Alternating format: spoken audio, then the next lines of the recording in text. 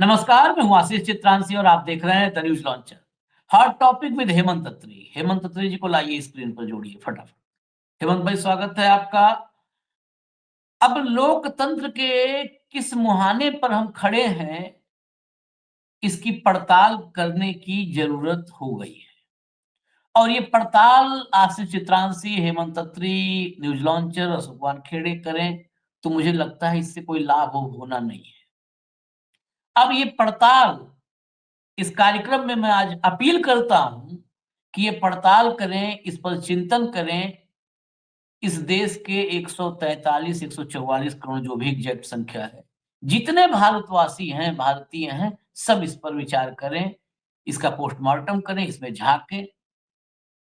वजह ये है कि अब कुछ भी कानून सम्मत नहीं हो रहा है।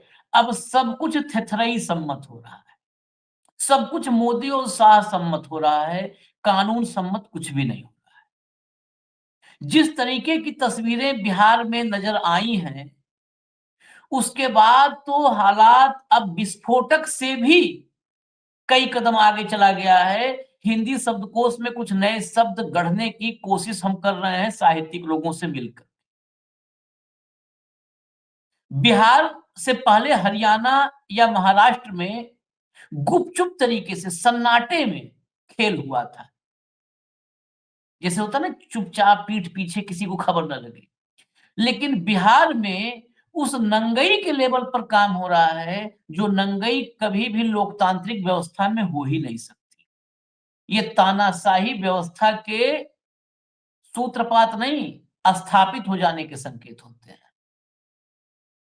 कुछ भी होगा, एक जवाब आएगा, आरोप आधारहीन है, आरोप तथ्यहीन है, और कोई उस पर लॉजिकल कंक्लूजन पे नहीं ले जाएगा, कोई बहस नहीं, बस आधारहीन है। जाओगे कहां तुम? कोर्ट में जाओगे। कोर्ट भी क्या कर लेगी? ये बहुत गंभीर बातें कर रहा हूं। क्यों कर रहा हूं उसकी वजह बस अब खबर पे आता हूं। ज्यादा हो गया इंट्रो। कहां जाओगे? मेरे पास आओगे तो मैं ही चुनाव करवाता हूं, सुनूंगा नहीं। मेरे ऊपर कोई और जगह तलाशोगे तो एक ही जगह मिलेगी, अदालत। अदालत को मैं ठेंगे पर रखता हूं। ये भाव है, क्योंकि मेरे ऊपर उन लोगों का आशीर्वाद है जो देश को अपने ठेंगे पर रखते हैं, वही देश चला रहे हैं। आप कल्पना कीजिए, कोई भी मैटर, जो भी लोग इस देश में, सबसे ज्यादा लोग अस्पताल और अदालत, दो चीजों को जानते हैं। भारत के लोग अस्पताल के चक्कर काटते हैं और कचहरी के चक्कर काटते हैं। कचहरी, गांव गांव का जो आदमी कभी स्कूल नहीं गया, वो भी कचहरी में दिन भर बैठा रहता है, गांव देहात का। सबको पता है कि कोई मामला अगर अदालत में विचाराधीन है तो उससे जुड़े कागज पत्तर में एक बिंदी नहीं कोई रख सकता है कि एक बिंदी रख दे, क्योंकि वो अदालत में विचाराधीन है। कभी भी वो कागज पत्तर पेश करना पड़ सकता है, कभी भी जज मान सकते हैं। लेकिन बेशर्मी, बेहयाई, ढिठाई का नमूना देखिए आप। स्क्रीन पर खबर लाइए। वर्ष 2024 लोकसभा चुनाव के फुटेज नष्ट कर दिए गए, ईसीआई। आगे बढ़िए, चेंज करते जाइए। Election commission to Delhi high court, city Lok Sabha 2024 2024 footage destroyed. Next, CCTV footage of 2024 Lok Sabha polls no longer in custody of district election officers in Delhi, stand destroyed, ECI to high court. Next, Lok Sabha चुनाव 2024 के CCTV footage नष्ट, ECI ने court को बताया। उठे सवाल। कौन उठाएगा, कौन बैठाएगा सवाल को? ये हेडलाइंस थी। आप सोचिए, पूरे के पूरे चुनाव के सीसीटीवी फुटेज, जिसमें इस देश का अरबों रुपए लगा था। आज मैं शब्दों मर्यादाओं को लांघते हुए कहता हूं, ज्ञानेश कुमार ने अपने बाप का खेत बेच करके वो पैसा नहीं लगाया था, या चुनाव आयोग का कोई भी आयोग। इस देश का अरबों रुपए सीसीटीवी फुटेज में, पता है आप लोगों को कितना पैसा खर्च होता है? उसका कैलकुलेशन हम निकाल रहे हैं, अगर हो सकता है हेमंत भाई निकाले होंगे। अरबों का खर्चा है। आप सोचिए, पूरे देश में कितने बूथ, एक एक बूथ पर कितने सीसीटीवी फुटेज, उस सीसीटीवी फुटेज को स्टोर करने के लिए कितनी बड़ी व्यवस्था आप डिस्ट्रॉय कर दिए। और डिस्ट्रॉय कब किए, जब आप सीसीटीवी फुटेज के मामले में अदालत के सामने पेश होना था, अदालत में मामला विचाराधीन था, महमूद प्राचा का मामला कोर्ट में लगा हुआ था। आप ये बताओ, इसको मैं सामान्य नहीं लेता हूं, ये सीसीटीवी फुटेज करने की हिम्मत अगर है ज्ञानेश कुमार में या चुनाव आयोग में, तो इस देश के लोकतंत्र पर ताला लगाइए, चलिए घर, अब जैसे मन करे चलाएं, जैसे मन करे, सत्ता के, सेना के बल पर, पुलिस के बल पर, हथियार के बल पर, जैसे मन करे मोदी देश को चलाए। कैसे सीसीटीवी फुटेज डिलीट कर दिया हेमंत भाई, आप बताइए जरा मुझे, आप तो कोर्ट कचहरी मामला देखे हुए हैं, आप भी बताइए जरा। आशीष भाई नमस्कार, आपको सारे दर्शक साथियों को भी। देखिए, बिहार के मतगणना की एन पूर्व संध्या पर इस तरह का कार्यक्रम करना वास्तव में ही भारी भारी मन और बोझिल मन के साथ, समझिए आप लोकतंत्र की इस गति की तरफ अग्रसर है। केवल सोचिएगा इसको, ये हुआ क्या था। पंजाब और हरियाणा हाईकोर्ट, अगर आपको ध्यान हो, ने एक याचिका के जवाब में चुनाव आयोग को वोटिंग के दिन की तमाम सीसीटीवी फुटेज, वेबकास्टिंग का वो डेटा उपलब्ध कराने का निर्देश दिया था। ठीक, लास्ट ईयर हाईकोर्ट के निर्देश के बाद चुनाव आयोग ने सीसीटीवी फुटेज का नियम बदल दिया और राज्य के चुनाव अधिकारियों से कहा कि वे 45 दिनों के बाद सीसीटीवी फुटेज, वेबकास्टिंग और वीडियो फुटेज नष्ट कर दें। बाद में जब राहुल गांधी ने यह सवाल प्रेस में उठाया तो मुख्य चुनाव आयुक्त ज्ञानेश गुप्ता ने क्या कहा था कि हम अपनी माँ, बेटियों, बहनों और बहुओं के वीडियो कैसे सार्वजनिक कर सकते हैं। सोशल मीडिया पर उनका क्या गत बना था वो आपको ध्यान होगा। इसकी बैकड्रॉप आपने कहा, बैकग्राउंड ये है। अब खबर ये है ताजा कि महमूद प्राचा जो एक्टिविस्ट एडवोकेट है, उनकी केस की हियरिंग लगातार एक्टिवली दिल्ली हाईकोर्ट के अंदर चल रही है। और कल जब हियरिंग हुई तो चुनाव आयोग ने दिल्ली हाईकोर्ट को बताया कि 2024 के जो लोकसभा चुनाव के जो दिल्ली की 7 पार्लियामेंट कंस्टिट्यूंसी है, उनसे जुड़े सारे सीसीटीवी फुटेज नष्ट कर दिए गए। वो प्राचा की याचिका में ये तथ्य जब सामने आया तो कोर्ट ने क्या कहा, कोर्ट जस्टिस मिन्नी पुष्करना थी, उन्होंने चुनाव आयोग के इस बयान को केवल रिकॉर्ड पर ले लिया, केवल रिकॉर्ड पर ले लिया। ठीक, अदालत ने उस जो 2024 का मामला था उसमें प्राचा ने सारे देश के जो पोलिंग बूथ थे उनके सीसीटीवी फुटेज मांगी थी, और जिसमें तत्कालीन जो मुख्य चुनाव आयुक्त थे राजीव अग्रवाल, उन्होंने क्या कहा था, इसमें कितने 37,000 साल लगेंगे इसको देखने में, याद होगा ना आपको। तो ये वो सारा मामला है। और अब जून के अंदर इंस्ट्रक्शन जारी की चुनाव आयोग ने कि जो हमारे खिलाफ ये कैंपेन चल रहा है ये आगे नहीं बढ़ना चाहिए, और इसको उठा करके 45 दिन में आप डिलीट कर दो। और दिल्ली में वो सारी की सारी डिलीट कर दी गई। तो अकेले दिल्ली के लिए तो वो जारी किया नहीं गया होगा, स्वाभाविक है, वो तो पूरे देश के लिए, चुनाव आयोग को जारी करता है तो पूरे देश के लिए। तो कल महमूद प्राचा जो मांग रहे थे वो पूरे देश के बूथों की सीसीटीवी फुटेज मांग रहे थे। उनका क्या कहना था कि जब फर्स्ट राउंड चेक होता है ईवीएम का वोटिंग वाले दिन, जिसको आप डमी वोटिंग कहते हैं, वहां से लेकर के फाइनल वोट गिरने तक का सारे की सारी सीसीटीवी फुटेज मुझे दीजिए। और उसके बाद जो सारा मामला अदालत में जो अभी भी क्या बोलते हैं उसको लंबित है, और इस दौरान जून में एक आदेश जारी करता है चुनाव आयोग, रूल बदल देता है और 45 दिन के अंदर उसको सीसीटीवी फुटेज को नष्ट करा देता है। अब आप घूमते रहिए जहां आपको घूमना है। मेरा सवाल यह है आशीष भाई, आपने भी सुना होगा, पूरे दर्शक जानते हैं इस बात को, कोई भी मामला किसी भी अदालत, तो हाईकोर्ट का मामला है, अगर किसी लोअर कोर्ट में भी कोई मामला सबजुडिस्ड है तो इस तरह का डेटा, इस तरह की सीसीटीवी फुटेज नष्ट की जा सकती है क्या? ये तो किसी भी कानून के तहत नहीं लिखा हुआ कि जो कोई मामला सबजुडिस्ड है और उसके डेटे को आप इस तरीके से नष्ट कर दें।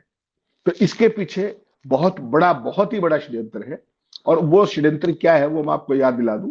बिहार की सेकंड राउंड की वोटिंग से पहले याद होगा वित्त मंत्री के पतिदेव ने क्या कहा था, प्रभाकला साहब ने, कि लोकसभा चुनाव के दौरान 5 करोड़ वोटों का खेल किया गया है और 79 सीटों पर सारी गड़बड़ी की गई।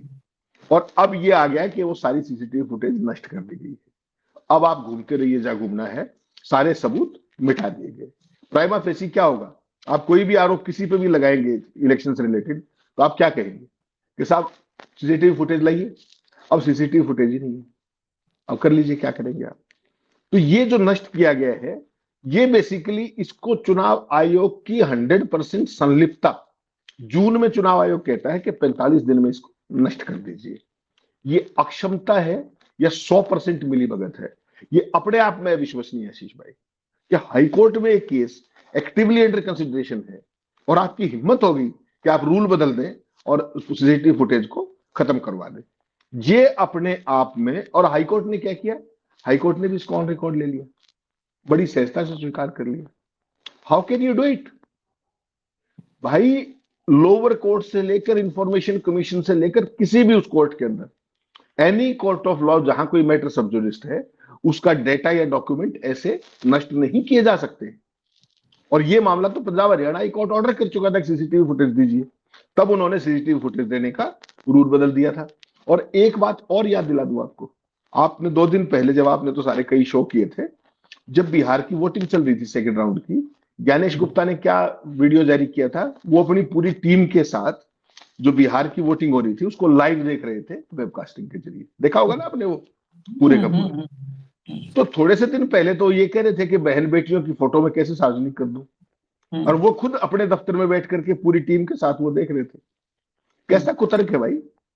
वोटिंग की पहली बात तो ये क्या कि वोटिंग करती हुई बहन बेटियों के फोटो जारी नहीं करेंगे, सीसीटीवी फुटेज जारी नहीं करेंगे, और फिर खुद सैकड़ों अधिकारियों के साथ बैठ करके उसको देख रहे हैं। तो ये जो बेहुदगी और बेशर्मी है, ये कुतर्क है, ये एक टिपिकल संघी में होता है, ये और किसी में नहीं हो सकता। और आप एक चीज और जान लीजिए, जितना लंबा समय ज्ञानेश गुप्ता का माननीय अमित शाह जी के साथ बीता है, चाहे वो गृह मंत्रालय में हो, चाहे वो कोऑपरेटिव मिनिस्ट्री में हो एज सेक्रेटरी, उसके बाद उनको चुनाव आयोग वगैरह के चक्कर में नहीं पड़ना चाहिए। मैं तो कहता हूं सीधा बीजेपी ज्वाइन करो, और जो अपने सीजीआई थे ना आपके मित्र गोगोई साहब, उनकी तरह कहीं राज्यसभा वगैरह जाओ, क्यों इस देश के लोकतंत्र का सत्यानाश करने में लगे हुए हो? अगर आपने ऐसे ही सीसीटीवी फुटेज नष्ट करनी है तो लोकतंत्र में पारदर्शिता का मतलब क्या रहेगा? और इतने महत्वपूर्ण सबूत, इतने अहम सबूत उन्होंने किसके आदेश पर मिटाए?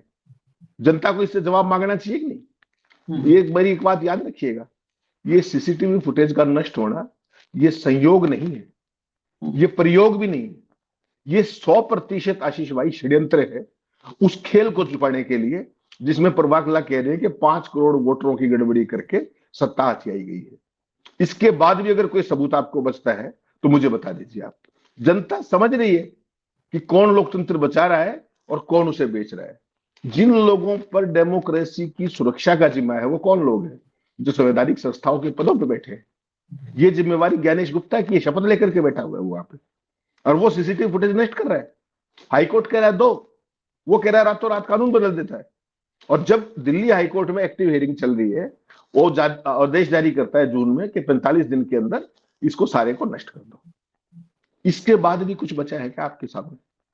इसके बाद भी किसी संवैधानिक संस्था पर आपका कोई भी चीज, कोई भरोसा बचता है कि बेसिकली एक ये सारा कारनामा किया, उसके बाद आपको क्या लगता है कि जो लोकतंत्र है उसको बचाना या बच पाना अब आपको संभव लगता है क्या? न्यायपालिका के सामने इलेक्शन कमीशन छाती ठोक के कह रहा है कि हमने तो नष्ट कर दिया, और न्यायपालिका क्या कह रही है कि we are taking it on record, that's all. छुट्टी। तो जो लोग संवैधानिक पदों पर बैठे हैं वो संविधान को कुचलने का काम कर रहे हैं। ज्ञानेश गुप्ता जैसे प्रशासनिक संस्थाएं जो हैं वो हर व्यक्ति का, हर अधिकार का शोषण का वो बन चुकी है हथियार। जनप्रतिनिधि जो है, जो चुने हुए हैं, वो एक निरंकुश शासक, ताना शासक का व्यवहार कर रहे हैं, और लोकतंत्र केवल नाम का बचा है। जिसको आप इलेक्टेड डेमोक्रेसी मानते हैं, इलेक्टोरल डेमोक्रेसी मानते हैं, वो आज की तारीख में भारत के अंदर, बहुत दुख के साथ कह रहा हूं लेकिन जिम्मेदारी के साथ, वो आज इलेक्टोरल ऑटोक्रेसी बन चुकी है। यानी कि वोट किसी को डालो, बनेंगे आशीष चित्रांशी। तो फिर डेमोक्रेसी कहां बची भाई? कभी मैं भी बन सकता हूं, कभी कोई और भी बन सकता है, या कुछ भी कर लो वही बने। वोट घटाने पड़े तो, वोट जोड़ने पड़े तो, स्पेशल एसआईआर करनी पड़ी तो, बीएलए के रूल बदल दीजिए तो, लोकसभा और विधानसभा के बीच 4 महीने में 3.5 लाख वोट हरियाणा में काट दिए, अपने बिहार, अपने महाराष्ट्र के अंदर 40 लाख नए जोड़ दिए, 1 महीने की एसआईआर में 65 लाख बिहार में वोट काट दिए, और ये डेमोक्रेसी चल रही है, कोई पूछने वाला नहीं। सुप्रीम कोर्ट के अंदर आपको पता ही है क्या चल रहा है लगातार। पिछला मामला सुलटा नहीं एसआईआर का, बिहार का चुनाव भी हो गया, बिहार की एसआईआर चैलेंज की गई थी ना, क्या कर लिया आपने? एसआईआर होगी, वहां पे चुनाव भी हो आप गया। सुप्रीम कोर्ट की अब बात मत करें अब कृपया। बंगाल अब बंगाल ने चैलेंज कर दिया, उधर से तमिलनाडु ने चैलेंज कर दिया, उनके भी चुनाव ड्यू है। कर अरे लीजिए, आप क्या कोई करेंगे? चैलेंज करने कुछ नहीं होना है। अब सुनिए आप, मैं नहीं, इसलिए सुप्रीम कोर्ट का नाम मत लीजिए कृपया। कोई कर ले, कुछ नहीं होना है। वो लोग जिनको अभी भी लोकतांत्रिक व्यवस्थाओं में सुप्रीम कोर्ट में भरोसा है, वो करें, वो पिटीशन डालें। आपको पता है, कल की ही बात बताऊं, क्या शेड्यूल है उसके निकाय चुनाव का महाराष्ट्र में? तारीख खोजिए, क्या तारीख है, खोजिए। उस पे जो है केस लगा हुआ था। कहा दोनों को हम जोड़ देते हैं, 21 जनवरी को सुनेंगे। चुनाव चुनाव होने दो, मतलब चुनाव होने दो, 21 को सुनेंगे। सूर्यकांत के पास था, अगले सीजीआई है भाई। आज से 10 दिन बाद इस देश के सीजीआई होंगे। 10 जुलाई को गया था ना एसआईआर, बिहार का एसआईआर का केस। तारीख शायद वही थी ना, 10 जुलाई। 10 जुलाई तारीख थी पहली, जो मुझे जी, याद है 10 जुलाई जी, तारीख थी। पहली हियरिंग थी। तारीख शुरू हुई, एक के बाद दूसरी हियरिंग तक आते आते, शायद दूसरी हियरिंग में कहा, अगर आप ऐसे कुछ मतदाता भी ले आएंगे जिनका जो जिंदा और नाम कट गया, एसआईआर रद्द कर दूंगा। क्या हुआ? रद्द हो गया एसआईआर, चुनाव भी हो गए। दलील दी गई, वकीलों ने, पक्षकारों ने कहा कि साहब जो है चुनाव की प्रक्रिया शुरू हो जाएगी, जरा इस पर थोड़ा तेज काम हो जाए। अगर गड़बड़ी मिल गई तो चुनाव डिक्लेयर होने से फर्क नहीं पड़ता है, रद्द कर दिया जाएगा, एसआईआर को रद्द कर देंगे। लोग कहे चल तब भी हो जाएगा, हो सकता है चुनाव प्रक्रिया शुरू होने के बाद। प्रक्रिया शुरू हो गई, खत्म हो गई, गिनती होने वाली है। गिनती होने से पहले रात में ट्रक बक्से ले लेके घूम रहे हैं काउंटिंग सेंटर्स पे, स्ट्रांग रूम के बाहर के जो है मॉनिटर बंद हो जा रहे हैं। कहाँ है सुप्रीम कोर्ट? कहाँ है? ये क्या है कि देखिए, लोकतांत्रिक व्यवस्था का सबसे महत्वपूर्ण जो वो है, इसकी आत्मा है, वो ये है कि सुप्रीम कोर्ट हो, संवैधानिक संस्थाएं हो, नौकरशाही हो या नेता हो, इन सबके मन में ये फील रहना चाहिए कि ये जनता के मालिक नहीं है, ये जनता में से ही चुने हुए जनता के सेवक हैं, जनता के बीच से ही चुने हुए। लेकिन हमारे देश में चाहे न्यायपालिका हो, न्यायपालिका में बैठे लोगों को लगता है कि वो भगवान है, वो असली वाले भगवान है। प्राण प्राण प्रतिष्ठा के बाद उन्हीं के भीतर भगवान आ गए हैं। अब उनमें वो आम आदमी फीलिंग थोड़ा है, भगवान टाइप का फील है। निशिकांत की गाली खा लेंगे, संघी वकील का जूता खा लेंगे, संघी वकील का जूता खा लेंगे। और अभी हम इतना कंट्रोल कर करके शब्द बोल रहे हैं तो भी छनछना जाएंगे। और कहीं अगर कंट्रोल खो दिए तो कहेंगे तत्काल इसे चलो डालो जेल में। और कर दिया, अवमानना कर दिया, न्यायपालिका की इज्जत ऐसे नहीं उछालने देंगे। और जूता उछालने वाले कहेंगे कि जाए तो उसको ऐसे मामलों को अपनी मौत मर जाए। क्या इस पर सुनवाई करना है? क्या सुप्रीम कोर्ट? इस सुप्रीम कोर्ट को भी इसके हाल पर छोड़ दीजिए। जैसे सुप्रीम कोर्ट ने उस संघी वकील का मामला अपने हाल पर छोड़ा था, इस सुप्रीम कोर्ट को इसको अपने हाल पर छोड़ दीजिए। इस सुप्रीम कोर्ट का हश्र इस देश के सामने आ जाएगा। क्या हो हश्र, फिर जिम्मेदारी कर रहा हूं, कोट एंड कोट हश्र। हश्र वही होता है किसी का भी। सरकारों का हश्र क्या होता है? जब सरकारें चली जाती हैं तो ही कहते हैं ना कि देखिए हश्र उनका क्या हश्र होगा, देख लीजिएगा वो जनता की अदालत में। तो जनता जब ठुकरा के भगा देती है, तो यहाँ तो ये निर्वाचित नहीं होते हैं। लेकिन जब सम्मान खो देंगे 143 करोड़ लोगों के बीच में, तो अपनी आंखों में इनका क्या सम्मान रहेगा? क्या चेहरा, आईना क्या देखेंगे, कैसे देखेंगे आईना? अब या तो मोदी वाली कला आ जाए कि हम देख लेंगे कैसे भी, तो बात ही अलग है। खैर, हम चले गए उस विषय पर। बहुत मतलब ये सोचिए ना, आप फुटेज डिलीट कर दे रहे हैं, हमको हजम नहीं होता भाई ये सब खबर। आप सुनवाई कर रहे हो, अगली तारीख पे आए, भाई क्या हुआ, डिलीट कर दिए। अरे हम तो सुनवाई कर रहे थे। अरे हमारा मन क्या डिलीट कर दिया, आप सुनवाई करते रहो ना, आपको हम थोड़ा रोके हैं कि सुनवाई करने से। आप अपना काम करो सुनवाई करने का, हम अपना काम कर दिए, डिलीट कर दिए। यही तो हुआ ना व्यवस्था। हाई कोर्ट का भी जो रवैया है, जिस तरह से उसने रिकॉर्ड में ले लिया, तो बस यही तो हुआ कि चलो ठीक है यार, आपने डिलीट कर दिया ना, हमारा काम सुनवाई करने का, हम सुनवाई करेंगे, आप डिलीट करो, सुनवाई करेंगे, आप डिलीट करो। Circus continue. इस देश में लोकतंत्र का सर्कस जो है ना, वो कंटिन्यू, टू बी कंटिन्यू, जारी, चलते रहो, चलते रहो। बताइए, पूरे चुनाव का सीसीटीवी फुटेज डिलीट कर दिया ज्ञानेश कुमार। खैर, अब ये मामला हमको, मतलब मैं तो ये निजी तौर पर मानता हूं कि अब खत्म ही समझें। अब तो कोई सीसीटीवी टीवी का मामला इस देश में नहीं आएगा ना, क्योंकि एक और आंकड़ा बता देता हूं, 10.5 लाख पोलिंग बूथ 2014 के लोकसभा चुनाव में थे देश में। 10.5 लाख पोलिंग बूथ, एक पोलिंग बूथ पर 2 सीसीटीवी होते हैं, ये मिनिमम हो सकता है, कहीं 3 भी लग जाए, लेकिन 2 तो होते होते हैं, 2 सीसीटीवी। तो 10.5 लाख गुणे 2, 21 लाख, 21 लाख सीसीटीवी। और जो सीसीटीवी चुनाव में लगाए जाते हैं, वो एचडी क्वालिटी और उनका रेंज बड़ा होता है, दूर तक कैप्चर कर पावे, 360 होता है, मतलब सब अगल बगल कैप्चर करे, एकदम खाली एक जगह पर नहीं होता। 360, 2 कैमरे, एक कैमरा 360 हाई रेजोल्यूशन का कैमरा सीसीटीवी, मतलब अगर थोक में आता होगा तो भी मुझे लगता है 2000 से नीचे नहीं मिलेगा, ऊपर भले ज्यादा जाए। ज्यादा ज्यादा हाँ, मैं ज्यादा, सामान्य बहुत ज्यादा। सीसीटीवी 2000 का है, सामान्य मैं बता रहा हूँ, सामान्य जो चुनाव में इस्तेमाल होता है वो महंगा होगा। और नॉर्मली वैसे भी हम लोग जितने में खरीदते हैं, सरकार उससे ज्यादा में खरीद लेती है, दानी सरकारें होती हैं तो उससे ज्यादा में खरीदती हैं। तो आप सोचिए कि कितने अरब का है ये, इतना अरब कहां से आया, मैंने शुरू में कहा था। कौन है बताए वो व्यक्ति सामने आवे जो कहे कि हमने अपने बाप का खेत बेचा और उससे लगाया था, हमारी अपनी प्रॉपर्टी हमने डिलीट कर दिया। कौन है अदालत, बता दे। जिंदगी में कान पकड़ लूंगा, जिंदगी में नहीं पूछूंगा, हेमंत अत्री जी से भी मना कर दूंगा कि भाई सब मत पूछो, अपने बाप का खेत बेच के उसने सीसीटीवी लगवाया था, उसकी अपनी प्रॉपर्टी। बताए कोई, हेमंत भाई। नहीं आशीष भाई, ये एक नया लो है, और ये एक के बाद एक जो आप कहते हो ना कि क्या मुंह दिखाएंगे और कैसे दिखाएंगे, उससे नए लो से लोअर लोएस्ट में जा चुके हैं। आज चुनाव आयोग की क्रेडिबिलिटी को आप सोचिए वो कहां पहुंची है, और ये एक दिन में नहीं हुई।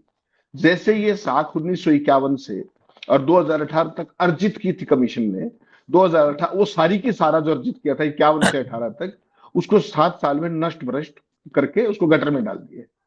आप ज्ञानेश गुप्ता की सोचिए, उन्होंने 26 में मुख्य चुनाव आयुक्त की शपथ कब ली थी?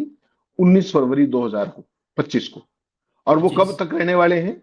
26 जनवरी 2029 तक रहेंगे, यानी कि अगले लोकसभा चुनाव की भी तैयारी करवा के जाएंगे, चुनाव नहीं करवाएंगे, तैयारी करवा के जाएंगे। उनकी जब सिलेक्शन की जो मीटिंग थी, उससे एन पहले प्रशांत भूषण ने ये केस मेंशन किया सुप्रीम कोर्ट में कि साहब आपके आदेश के विपरीत सरकार ने कानून बना करके और आपको ही बाहर कर दिया है सीजीआई को। इस पे उसकी उसको वैलिडिटी को चैलेंज करते हैं हम, और कृपया इस पे तत्काल फैसला कीजिए। नहीं हुआ, मीटिंग होगी, सिलेक्शन होगी, शपथ हो गई, फिर मेंशन किया प्रशांत भूषण ने, तो क्या कहा कि हम केस की सुनवाई कर रहे हैं, अगर हमारा कोई फैसला एडवर्स आता है तो इट विल हैव रिपरकशंस, और वो रिपरकशंस अब तक चल रहे हैं, उस पर हियरिंग की तारीख नहीं है। ठीक। और उनके कार्यकाल को लगभग लगभग 19 फरवरी को जो है उन्होंने शपथ ली थी, अभी नवंबर चल रहा है, और मेरी आपसे गारंटी है उनका कार्यकाल खत्म हो जाएगा 26 जनवरी 2029 तक, इस मामले में कुछ होना नहीं। उसके बावजूद भी सबसे पहला विवाद तो आपकी नियुक्ति पे ही हो गया ज्ञानेश गुप्ता की, यानी कि सिर मुंडाते ही ओढ़े पड़े। उसके बाद वोट चोरी के आरोप अगस्त से सरेआम शुरू हो गए, हरियाणा के अंदर, महाराष्ट्र के अंदर, उत्तर प्रदेश में, बिहार में मतदाता सूचियों के जिस तरीके से वो था। सीआईडी कर्नाटक ने 18 महीने में 18 पत्र भेजे, लेकिन ज्ञानेश गुप्ता के चुनाव आयोग ने ना तो आईपी एड्रेस दिए, ना ओटीपी ट्रेल दिया, और ना डिवाइस लॉग डाटा, आज तक भी नहीं दिया है जब मैं और आप बात कर रहे हैं। ठीक। विपक्ष ने क्या कहा, ये सॉफ्टवेयर की धांधली है, उसके बावजूद सारी चीजें, लेकिन चुपचाप अपने ज्ञानेश गुप्ता ने इस सबको बेबुनियाद बताते हुए साइड हो गए। बिहार में एसआईआर को लेकर के क्या क्या हुआ, जिंदा लोगों को मृत बता दिया गया, सब कुछ हो गया, वो आपने देख लिया।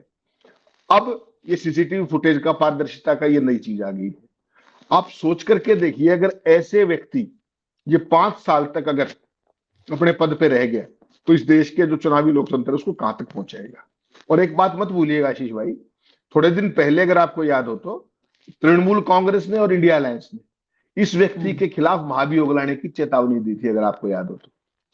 मेरा ये मानना है कि अगर इस तरह की एंटी डेमोक्रेटिक फोर्सेस को रोकना है तो तत्काल प्रभाव से, क्योंकि पार्लियामेंट का सेशन आने वाला है, विंटर सेशन, और महाभियोग की कुछ बारीकियां होती हैं, कुछ टेक्निकलिटीज होती हैं। जैसे उपराष्ट्रपति धनखड़ का याद होगा ना आपको, उनका भी महाभियोग लाया गया था, उससे पहले ही उनकी रिटायर करके पेंशन करके चलता कर दिया, डिप्टी स्पीकर ने रिजेक्ट कर दिया उसको, तो डिप्टी चेयरमैन ने, सॉरी। तो उसी तरीके से जो ज्ञानेश गुप्ता है, अगर इसके इन क्रूर कारनामों को नहीं रोका गया एंटी डेमोक्रेटिक उसको, तो ये अपने कार्यकाल में इस लोकतंत्र को वहां पहुंचा देगा जहां कभी आपने कल्पना नहीं की थी। सारे विपक्षी दलों को एक सूत्रीय एजेंडा बना करके ऐसे व्यक्ति के खिलाफ तत्काल महाभियोग लाने की जरूरत है। सुप्रीम कोर्ट में कुछ नहीं होना, ये तय मान करके चलिएगा आप। और आपने जैसे कहा कि अभी तो 24 तारीख को कुछ और होने वाला है, जो वुड बी है वो टेक ओवर कर लेंगे। तो कुल मिलाकर के जो देश की डेमोक्रेसी है वो खतरे में है, और किन के कारण है, जो उसके रक्षक हैं उन्हीं के कारण खतरे में है। ये बात याद रखनी चाहिए पूरे देश को कि इस देश के अंदर इलेक्टोरल डेमोक्रेसी अब गए दिनों की बात हो गई है। अभी तो केवल आपने बिहार का पक्ष देखा है, अभी तो बंगाल के चुनाव में आपने देख लिया कि बीएलए जो है उनकी नियुक्ति की शर्तें बदलने का खेल शुरू हो गया। और ये कहां तक जाएगा, ये मैं और आप इसका कोई अंदाजा नहीं हो सकता। सत्ता में रखना है अपने, जो जिन्होंने आपको नियुक्त किया है ज्ञानेश गुप्ता को, उनको सत्ता में रखने के लिए ये किसी भी हद तक जाएंगे, ये मेरा 100% मानना है। और राजीव कुमार को देख लीजिए, सब कुछ होते हुए भी अज्ञातवास में है वो आदमी। ठीक, सुनील अरोड़ा को किसी ने देखा हो अब तक, और रिटायरमेंट के बाद ये ज्ञानेश गुप्ता का कोई ढूंढे से नहीं मिलेगा। और बाकी वाले जितने चुनाव आयुक्त थे वो सारे रोज बातचीत करते हैं आपसे, हर रोज बात करते हैं। सबसे जो ज्यादा बुढ़े हो गए, इन सबसे पुराने, वो सब रोज दिख रहे हैं। जी जी जी। तो ये डेमोक्रेसी की ये गत होनी थी मोदी के राज में। और ये संघ क्या कर रहा है, आरएसएस क्या कर रहा है, एनजीओ, रजिस्टर्ड, दुनिया की सबसे बड़ी नॉन रजिस्टर्ड ऑर्गेनाइजेशन, उसका भी भगवानी मालिक है। इस डेमोक्रेसी का जब फलूदा हो रहा था तब आरएसएस क्या कर रहा था, ये सवाल भी जनरल नॉलेज की किताबों में आने वाले दौर में आने वाला है। ना ना ना, फिर यहीं पे थोड़ा थोड़ा सहमत हो जाता हूं। इस देश का फलूदा जब संघ कर रहा था तो इस देश के लोग क्या कर रहे थे, ये सवाल होना चाहिए। संघ देख थोड़ा रहा है, संघ तो कर रहा है फलूदा। हम लोग नहीं समझ पाते संघ को, आप हो सकता है ना समझ पाते हो, मैंने संघ को बहुत करीब से देखा है साहब, बहुत करीब से। और अब तो केरल तक भी देखा है इनके कर्म और कारनामे। ये ऐसा नहीं है कि ये तमाशबीन है, ये तमाशाई हैं। तमाशाई और तमाशबीन का अंतर करना पड़ेगा। यही तो तमाशा कर रहे हैं, यही तो लोकतंत्र का जो है, ये जो हालत है, यही कर रहे हैं। आपके यूनिवर्सिटीज में, आपके संवैधानिक संस्थाओं में किसको बैठाया गया जो ये काम कर रहा है? यही संघी है।